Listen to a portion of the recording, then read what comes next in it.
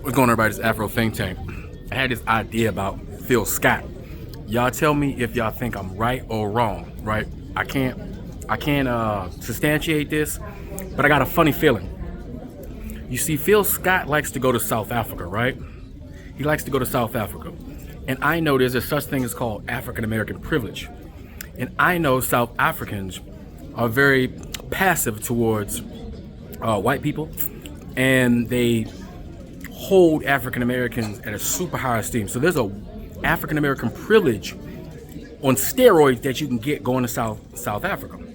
I think Phil Scott likes to go to South Africa because when he goes there, he feels powerful and strong, and the people revere him like he's some sort of god or something, right? Because just because he's African American, because there's still a lot of them are still stuck in that propaganda. We got a lot of work to get out our brothers and sisters in South Africa out of that mindset, just like we got a lot of brothers and sisters in America that's still stuck in that mindset. We got a lot of brothers all over the world still stuck in that mindset, and those are the last set of chains that we got around our necks, right? But I think Phil Scott likes to go to South Africa because he likes to feel that white man privilege that he gets. He goes there, he gets to be equal to the white man. He can take his, he can take his wife there and blend in pretty naturally with everybody else. He can have a good time and be revered, as this African American who's so important or whatever, right? I truly believe he's taking advantage. I think Phil Scott is he's a colonizer in blackface. That's what I think he does. I think he disguises his quote unquote quasi fake pro-blackness, but what really is, he likes to cozy up to white people. He likes to bore, because you don't hear him talking about really that type of stuff, right? For somebody that's supposed to be so pro-black, he always got some horrible crap, some terrible stuff to say about African people. Like he's so much better. So Phil Scott in America, Phil Scott in America ain't getting no, come on,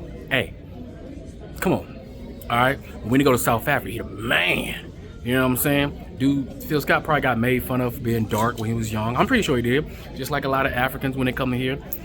Kids are mean, right? White people make fun of white people for having different color hair. Everybody make fun of everybody. It's just that certain people don't know how to handle that type of stuff growing up. They're not prepared to deal with those situations, and they project their insecurities and feelings on everybody else. But I truly believe Phil Scott likes South Africa specifically because he could get to go there and be the white man he always wanted to be.